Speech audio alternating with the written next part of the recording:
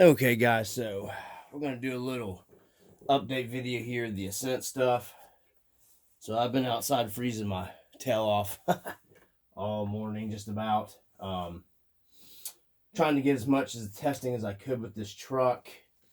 I'm going to go over some parts real quick that interchanges with the Gen 8 and the Gen 9 axles.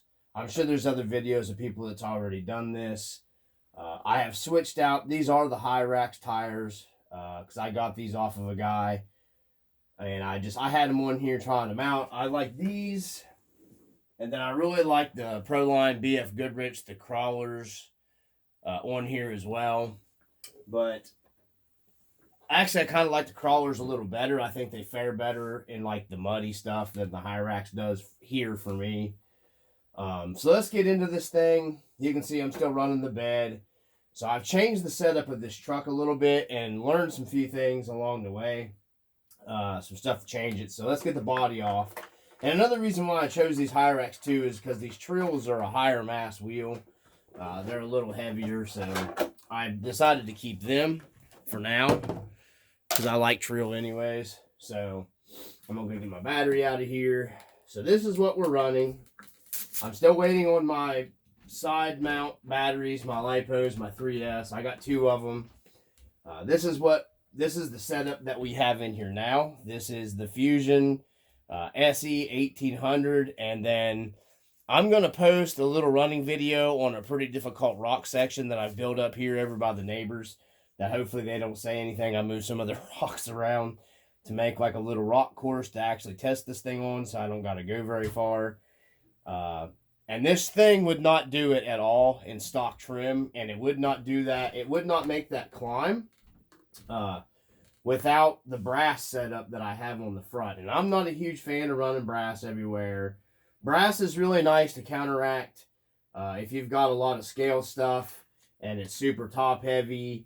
That does work really nice for that. I'm still running the stock servo. I haven't seen a reason to ditch that yet. I haven't even upped the voltage to 8.4. Which I have the SE system in here now, so I don't even really think I don't even think that's necessarily. Servo turns great, even with the heavier stuff on the front. So we'll go ahead and get into this right off the bat here, real quick. So SE stock gearing, that video you see is the stock gearing. I can't see, it probably would be maybe one more tooth lower on the pinion. You could go slower if you wanted, but I don't really see is where it needs anymore. That's just my opinion. I'm sure there's going to be people that don't agree with it, but it is what it is. Still stock dry shaft stuff. Some stuff I have ran across and I ran into. I got more steering out of this with the stock transmitter and how it was set up, even with the endpoints maxed. It'll be hard for me to get in here and show you guys. There's little bump stops that are on your knuckle here on the front, and they're kind of hard to see, but they're right here and they're kind of notched. It wasn't quite hitting the bump stops, so now I have it as much steering as I possibly can get.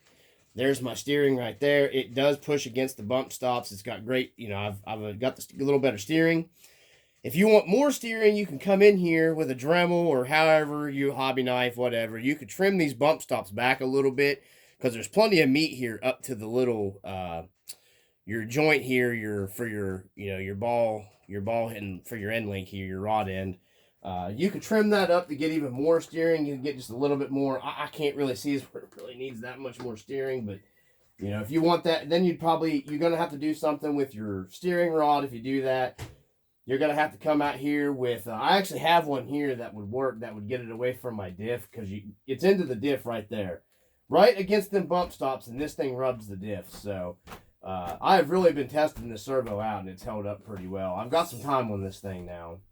So, something else I've ran into, guys, since I was in here doing the brass, I kept getting a clicking noise showing up in this thing, and I went through the transmission. That video is with the 20% overdrive gear set in it. It seemed to help it. Maybe a little bit. I've made setup like this, it would not even attempt that spot where I was at before. I tossed the stock tires on here with just this, and it wouldn't make that climb. The crazy part is these crappy tires that everybody hates from Redcat, the IROC Intercos that comes on the Gen 8. Believe it or not, these tires made the climb easier than these did. And these are the factory Ascent tires. So I don't know what's up with that. I'm just telling you, that's what I found. These actually hooked up better on the rock. It's crazy, and those are good and broken in too, so maybe that's it. I don't know. So I just wanted to put that out there. But either way, it wouldn't make it without the brass on the front of this. That is super steep right there where I'm at, guys, too. There's no weight in the back of this. I haven't added any weight. I do have a set of extra brass. These are the cheap ones. These are the counterweight ones from Amazon, the cheap ones. The Benedict Harry's or whatever you can get on Amazon. I'll search the links and put you guys. So the Gen 8 outers work with the Gen 9 inners, but the Gen 8 inner portal piece does not work with the Ascent or the Gen 9. It's designed differently. How everything is set up here is different. It's the knuckle piece out here for your. They're different, guys. I've been swapping stuff around all day. It doesn't work. Not in the front. The front is different. But the outer portals for the Gen 8 stuff that you can search will fit these. If it fits the outer portal of the Gen 8, it will fit this Ascent and should fit the Gen 9 as well. If you get these, I'll go ahead and pull a wheel off here real quick and show you. I don't know where my impacts went because anyhow So this, if you're going to get these, you want to get some kind of, these are the 8mm hex extensions. If you buy the brass wheel hex extensions, I'd recommend going ahead and getting a 9mm or a 10mm because it does need to be just a little bit wider. But if you're running any kind of like these wheels, I had to have these extensions because the stock wheel hex rubbed these the portal weights. So yeah, I ended up having to I had to have these, but I'm gonna go ahead and get, I think it's the 9.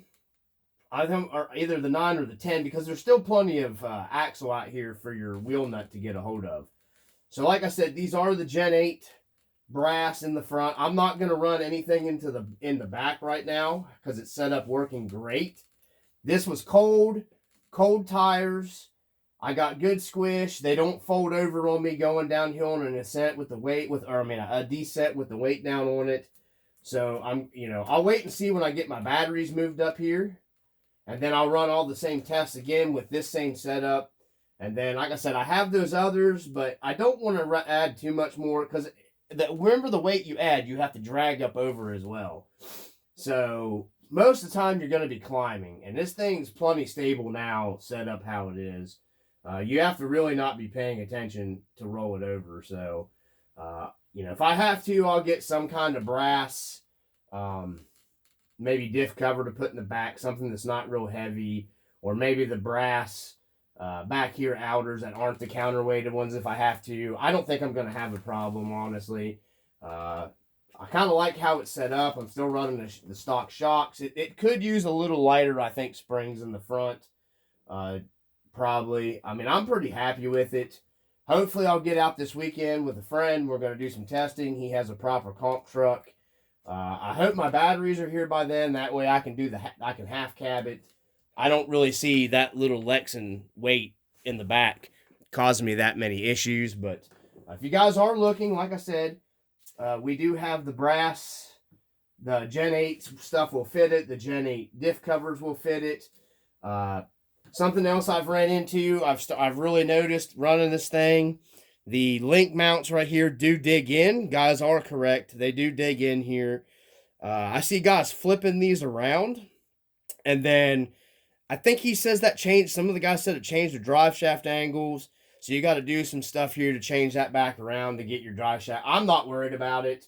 They're not hanging me up that bad yet. So I would recommend upgrading to aluminum ones on here or brass of some kind.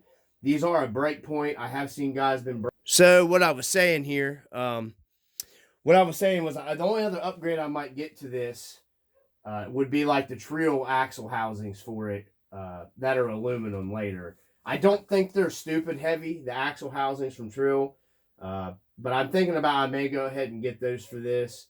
And then honestly, maybe upgrade my drive shafts, but I'm pretty happy.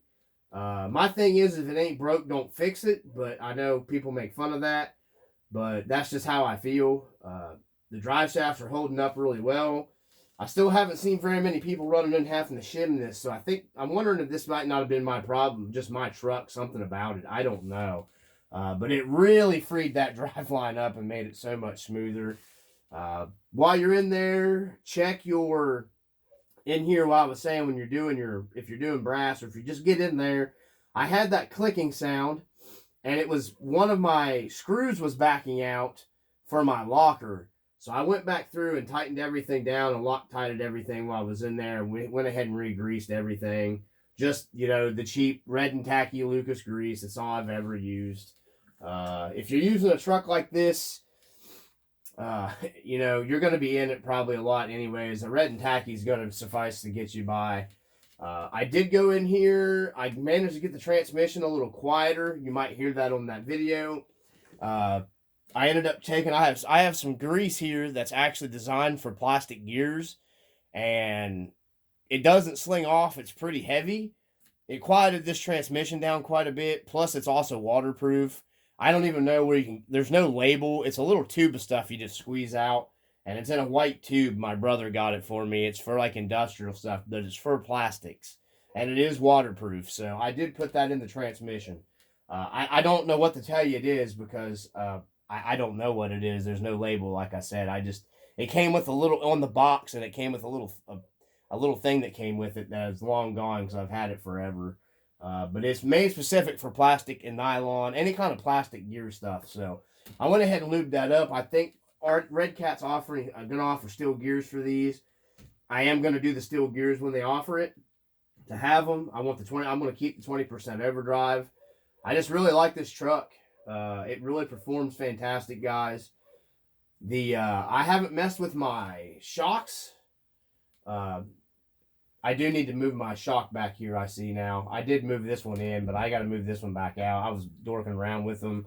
I moved my shocks in here. It squatted the truck real bad. I see a lot of guys moving them all the way in and drooping the bottom really, really far down. Didn't work for me.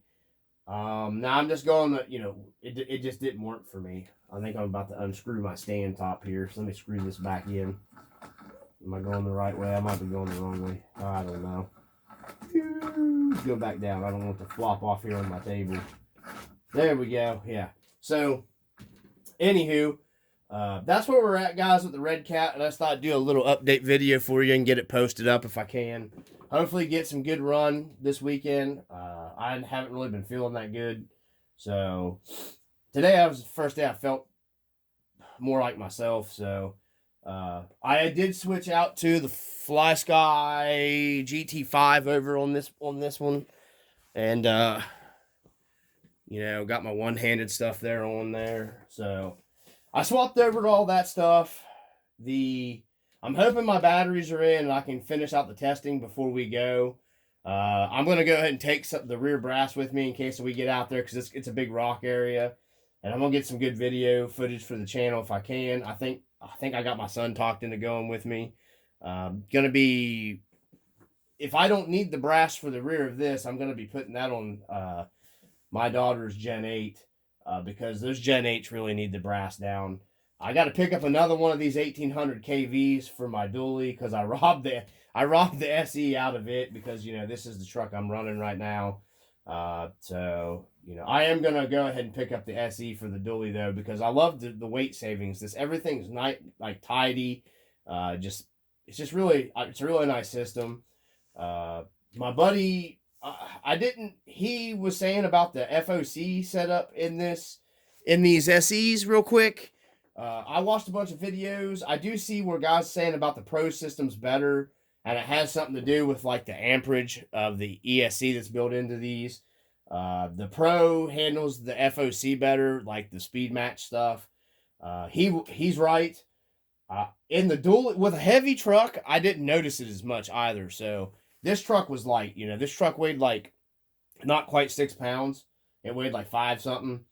And then, you know, the dually weighed with the R3 transmission in it now weighed around 11 pounds, almost 12.